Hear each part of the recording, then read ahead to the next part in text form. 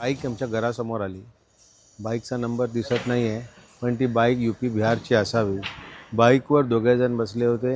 संपूर्ण helmet pack होतं, jacket बिकेट घातलं होतं. गाडी आली, उभी राहिली. त्यांनी रेकॉर्डिंग करत होता एका मोबाईलवर आणि त्याच्या पोटावरती वरती 5 आणि खाली 5 असे 10 मोबाईल त्यांनी लावले होते.